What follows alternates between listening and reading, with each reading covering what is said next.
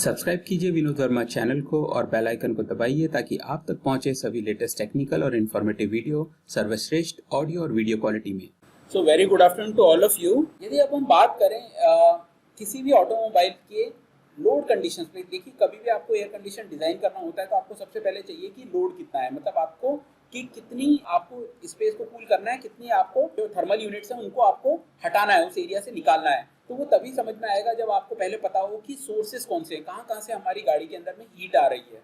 तो look at this diagram. यदि आप यहाँ पर डायग्राम को ध्यान से देखेंगे तो सबसे जो इम्पोर्टेंट है, यदि हम सबसे बाहर से शुरू करते हैं, दैट इज सन। तो यदि आप दिन की बात करें, सन यदि सनरेज हैं तो they will heat up your vehicle by direct radiation. तो जितनी भी डायरेक्ट रेडिएशन आपके व्हीकल पर गिरती हैं वो उसके टेम्परेचर को राइज करती हैं। ओके। दूसरा यदि हम बात करें कि जो डायरेक्ट रेडिएशंस नहीं आती है, मान लीजिए यदि बादल हो रखे हैं और बीच के अंदर में और आपकी डायरेक्ट रेडिएशन आपको देखने को नहीं मिलती है, इसका मतलब ऐसा नहीं कि टेम्परेचर नहीं मिल रहा है। तो वो जो स्कैटर्ड हो गई है, जो रेडिएशन स्कैटर्ड हो गई है, that is called diffuse radiations. तो वो जो डिफ्यूज रेडिएशंस हैं वो अलग अलग दिशा से होती हुई क्या करती हैं, अगेन वापस अपनी अर्थ सरफेस के ऊपर आती हैं, तो उससे भी आपका टेम्परेचर राइज होता है, दैट इज अनदर मीडियम। तो कुछ डायरेक्ट रेडिएशंस आपको मिलती है, कुछ डिफ्यूज आपको रेडिएशंस मिलती है। इसी तरह से जब ये रेडिएशन जमीन से टकराती हैं और टकराने के बाद वापस ये रिफ्लेक्ट करती हैं, दैट इज रिफ्लेक्टेड रेडिएशंस। तो ये तीन सोर्स तो सन से ही रिलेटेड हो गए हैं, जो कि हमारे को क्या करते हैं, हमारी ऑटोमोबाइल को हीट अप करते हैं, गर्म करते हैं। और ये तीनों ही कब इफेक्टिव होते हैं, दिन के समय में जब सूरज निकला हुआ होता है।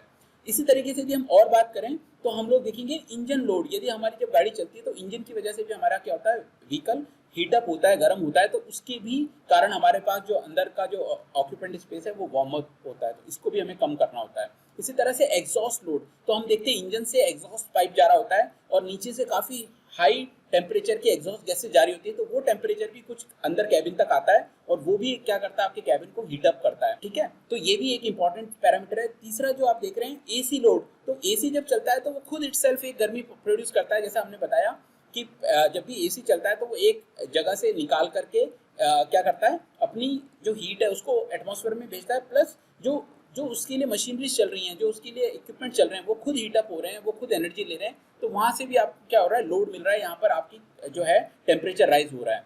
और एक जो सबसे इंपॉर्टेंट पैरामीटर है, that is called metabolic load. Metabolic का मतलब क्या है, जो ऑक्यूपेंट्स हैं, जो पैसेंजर हैं, जो इंसान है, वो जो अंदर बैठे हैं, वो लोग खुद भी मेटाबॉलिकली क्या कर रहे हैं, हीट एमिट कर रहे हैं लगातार गाड़ी के अंदर में, और वो हीट क्या कर रही है, आपकी गाड़ी को गर्म कर रही है। फॉर एग्जाम्पल यदि आप मान लीजिए लॉन्ग ड्राइव पे जा रहे हैं और आप अकेले हैं, तो आप देखेंगे बहुत जल्दी आपकी गाड़ी ठंडी हो गई है और आपको टेम्परेचर कम करना पड़ता है। लेकिन उसी की जगह यदि मान लीजिए 4 लोग 5 लोग यदि आपकी कार में बैठे हैं, तो आप देखेंगे जल्दी कूलिंग नहीं होती है, it will take more time.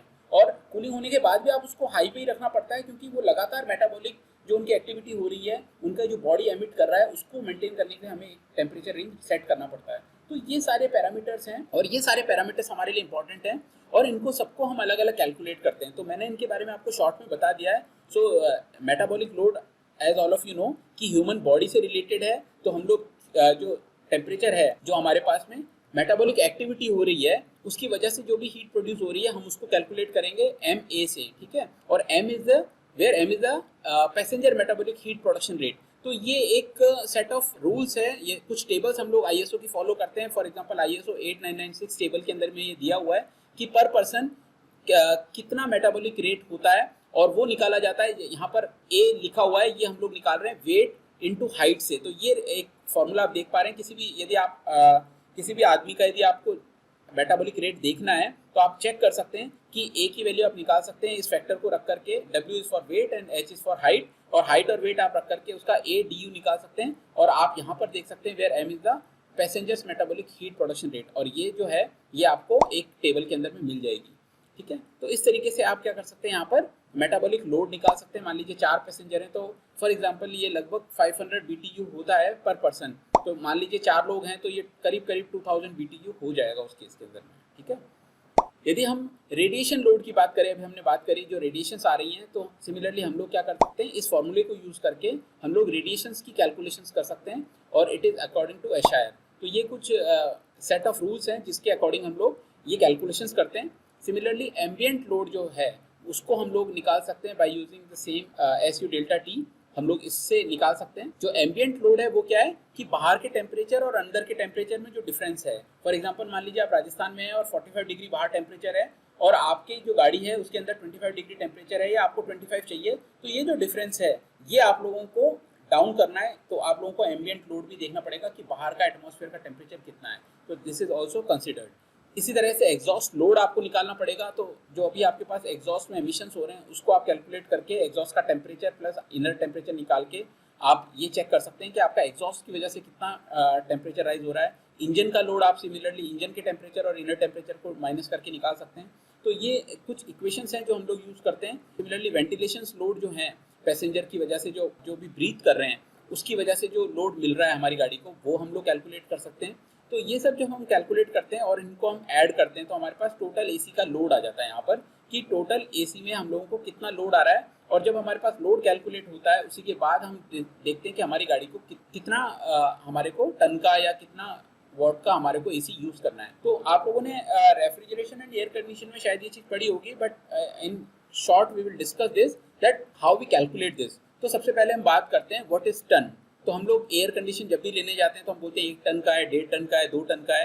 तो ये क्या होता है? So a ton as used in HVAC field is a term that describe how much heat of AC unit can remove from a home in 1 hour. तो 1 घंटे में कितनी heat को रिमूव कर सकते हैं उससे हम लोग इसको डिफाइन करते हैं। The measurement for heat his British thermal unit, हम लोग इसको BTU भी बोलते हैं। तो ब्रिटिश थर्मल यूनिट BTU की टर्म्स में हम लोग इसको देखते हैं कि कितनी हीट हम निकाल पा रहे हैं। 1 ton of air conditioner can remove 12,000 BTU of air per hour. और यदि हम वॉट की बात करें तो 3517 वॉट हम लोग यूज करते हैं।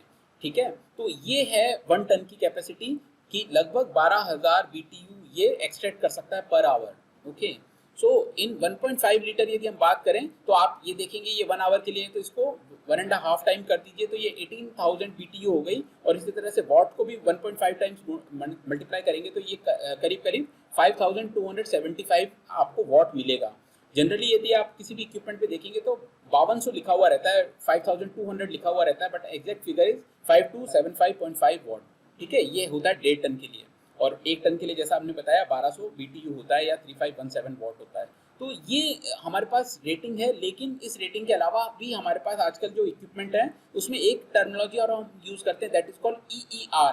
ठीक है, that is energy efficiency ratio, EER। तो इसके अकॉर्डिंग हम लोग डिसाइड करते हैं कि हमारा कितना बिजली पे खर्च आएगा या हमारा कितना एयर कंडीशन पावरफुल है या कितना सही है या नहीं है। तो हम लोग स्टार रेटिंग की बात करते हैं। तो ये क्या है, लेट्स ट्राई टू अंडरस्टैंड। तो यदि हम देखें यहाँ पर, तो if we consider a 5 star AC then its input unit is 1677 watt. ठीक है, तो यदि हम यहाँ पर देख रहे हैं एक टेबल हमारे को दी हुई है, ठीक है, it is as per the standards. और यहाँ पर आप देख रहे हैं कि यदि 5 स्टार रेटिंग है किसी भी एयर कंडीशन का, ठीक है, तो हम देखेंगे इनपुट जो पावर लग रही है उसमें लग रही है 1677, ठीक है, वॉट। तो ये वॉट हम लोगों को इनपुट जा रही है और कितनी एक्सट्रैक्ट कर रही है, कूलिंग कैपेसिटी कितनी है 5200। अभी अभी हमने बात की थी 5275, इसको हम जनरली इक्विपमेंट्स पे देखेंगे तो 5200 लिखा हुआ रहता है, जबकि इसकी एग्जैक्ट फिगर है 5275.5। तो हम यदि इसका देखेंगे कि इसका इफिशिएंसी कितना आया, इसका स्टार रेटिंग कितना आया, तो ये फैक्टर हमारे पास आता है 3.14। ठीक है, तो ये फैक्टर कहलाता है EER। तो अभी हम यहाँ पर देख रहे हैं एनर्जी इफिशिएंसी रेशियो। तो EER की जो वैल्यू है वो हमारे पास में 5 स्टार रेटिंग के लिए 3.1 है, एक्चुअली 3.14 है, लेकिन हम इसको कंसिडर करते हैं 3.1। ठीक है, तो यदि हम इसके हिसाब से कैलकुलेट करें तो हम देखेंगे कि हमारे पास कितना वॉट था, 5275.5 था और EER की वैल्यू थी 3.1। तो यदि हम इसको डिवाइड करते हैं तो हमारे पास वॉट आ जाता है 1701 watt. This will be the power consumption for 1 hour. इतना वॉट हम लोगों को चाहिए 1 घंटे में। तो यदि हमारे को घर में यदि निकालना है, कैलकुलेशन करनी है, तो इतना वॉट हमारा पर आवर का कंजप्शन है। ठीक है, और इसी को यदि हम 8 घंटे चलाते हैं, मान लीजिए हमारे पास 5 स्टार रेटिंग का एयर कंडीशन है और इसको हमने 8 आवर्स चलाया है घर के अंदर में, तो 8 से जब हम इसको मल्टीप्लाई करेंगे तो हमारे पास आ रहा है 13.61 किलोवाट आवर। तो आप जानते हैं kilowatt hour is nothing but unit. ये यूनिट होती है कि जो आपके मीटर में दिखाई देती है, 1 unit is equal to 1 kilowatt hour. तो आपके पास रोज की 8 घंटा चलाने पे 1.5 टन का AC लगभग 13.6 यूनिट आपकी मीटर की घुमा देगा, यानी आपका जो बिल आएगा वो इससे मल्टीप्लाई होकर पर डे का आएगा। और यदि आप मान लीजिए उसको 8 आवर्स पर डे चलाते हैं और 30 दिन तक चलाते हैं, तो इस एग्जांपल से आप देख सकते हैं कि 13.6 इंटू 30 करेंगे तो लगभग 408 यूनिट्स आपका बिल आएगा, लगभग 1 महीने का 400 यूनिट के आसपास में यदि बिल आएगा, और मान लीजिए यदि 10 रुपए पर यूनिट आपका खर्चा होता है, बिल आता है, तो आप देख सकते हैं कि करीब करीब 4000 रुपए का आपका बिल आएगा एक महीने का, यदि आप 8 घंटा 1.5 टन का एसी चलाते हैं। ओके, तो these are depending on some set of parameters, और उनके हिसाब से निकाला, ये कम और ज़्यादा भी हो सकता है। यदि ये 5 स्टार रेटिंग का नहीं होता, यदि आप सस्ता लेते, तो देखिए यहाँ पर आप देखेंगे तो इसका कंजप्शन बढ़ जाएगा, करीब करीबन जो पहले 6.71 आ रहा था वो बढ़ करके 9.04 चला जाएगा। तो आप देखेंगे जो यहाँ 408 आ रहा था वो करीब करीब 1.5 गुना हो जाएगा, यानी 600 यूनिट के आसपास में आपका बिल आएगा यदि आप सस्ते के चक्कर में जाएंगे, फर्स्ट सिंगल स्टार रेटिंग का एयर कंडीशन खरीदेंगे तो I hope all of you understand this कि इन स्टार रेटिंग्स का इफेक्ट क्या होता है लॉन्ग टर्म, और वो किस तरह से आपके पावर को बचाता है आगे चल के। तो दिस इज वाई, ऐसा नहीं है कि सिर्फ स्टार रेटिंग देने से कुछ होता है, उसके पीछे बहुत बड़ी लॉजिक है, उसके पीछे आपका इनपुट वोल्टेज है कि कितना कम आपका करंट उसमें यूज हो रहा है सेम आउटपुट के लिए। ओके, तो I hope all of you understand this. यदि अभी हमने बात करी थी ब्रिटिश थर्मल यूनिट की, तो what is British thermal unit? It is an energy unit, it is approximately the energy needed to heat 1 pound of water by 1 degree Fahrenheit. तो यदि 1 पाउंड वाटर को यदि आपको 1 डिग्री फ़ारेनहाइट गर्म करना है तो आपको कितनी BTU चाहिए? 1 BTU चाहिए। और यदि जूल्स में बात करें तो it is 1055 joules. Similarly 552 calories आप बोल सकते हैं। यदि वॉट आवर में कन्वर्ट करेंगे तो it will be 0.93 what hours. तो आप कन्वर्जन यूनिट किसी में भी यूज कर सकते हैं, यदि आप कैलकुलेशन पर्पस यूज करें तो ये फैक्टर्स आप यूज कर सकते हैं। और energy release by burning 1 match, तो 1 watt is approximately is equal to 3.412 BTU per hour. तो 1 वॉट इतने के बराबर होता है, तो इससे आप कैलकुलेशन अपनी कर सकते हैं। ठीक है, BTU is often used as a point of reference for comparing different fuels। तो एक इंपॉर्टेंट BTU का पैरामीटर ये भी है कि हर फ्यूल की अलग अलग रेटिंग होती है। आप नहीं कंपेयर कर सकते कि मान लीजिए आप लकड़ी जला रहे हैं, आप कोयला जला रहे हैं, आप ऑयल जला रहे हैं, आप कंडा जला रहे हैं, आप लकड़ी जला रहे हैं, कचरा जला रहे हैं, तो आप सबको कैसे कंपेयर करेंगे? तो आप BTU की टर्म्स में सबको आइडेंटिफाई कर सकते हैं, सबको एक साथ में कंपेयर कर सकते हैं, even though they are physically commodities and quantifiable accordingly such as by volume or barrels। तो हम लोग कई बार बैरल्स के टर्म्स में भी इनको रिलेट करते हैं कि हम लोग कितनी एनर्जी प्रोड्यूस कर पा रहे हैं। They can be converted to BTU depending on the energy और heat content inherent in each quantity. ठीक है, तो BTU हम लोग क्या करते हैं, यूनिवर्सली नापने के लिए भी, हम लोग कंपेयर करने के लिए भी यूज करते हैं। तो BTU can also be used programmatically as a point of reference for the amount of heat that an appliance generates. The higher the BTU rating of an appliance the generate heating capacity. तो जो ज्यादा BTU generate कर पा रहा है वो, इसका मतलब है कि वो डिवाइस क्या हो रहा है, ज्यादा आपकी गर्मी दे सकता है, वो ज्यादा हीट प्रोड्यूस कर सकता है। As for air conditions in home, even though ACs are meant for cooling, BTU on the technical level refers to how much heat the air condition can remove from their respective surroundings। तो वैसे तो हम लोग बात कर रहे हैं कि एयर कंडीशन ठंडा करता है, लेकिन BTU से हम ये देखते हैं कि उसने कितनी हीट एक्सट्रैक्ट की, कहाँ से, उस एनवायरनमेंट से, या हम बोल सकते हैं इवोपरेटर से, कि कितनी हीट वो एक्सट्रैक्ट करके बाहर भेज रहा है, उसको हम BTU के टर्म्स में नापते हैं। Cooling capacity of a room is defined as the heat load in a room that have to be removed in order to achieve a certain room temperature and humidity। तो हम लोग कोई भी occupied space होती है उसमें से कितना टेम्परेचर बाहर निकाल सकते हैं, ये डिफाइन करता है कि आपका की कैपेसिटी कितनी है। ठीक है, किसकी? जो भी आपका एयर कंडीशन सिस्टम है। ठीक है, और हमें जो टेम्परेचर चाहिए लगभग जैसे 24 डिग्री हमने सेट किया है, और 55% रिलेटिव ह्यूमिडिटी हमने सेट कर रखी है। ओके, तो these are the some parameters. यदि हम एक सिंपल लॉजिक की बात करें, सिंपल कैलकुलेशन की बात करें, तो 1 टन का AC जो हम लोग यूज करते हैं वो करीब करीब 10,000 BTU पर आवर एक्सट्रैक्ट करता है।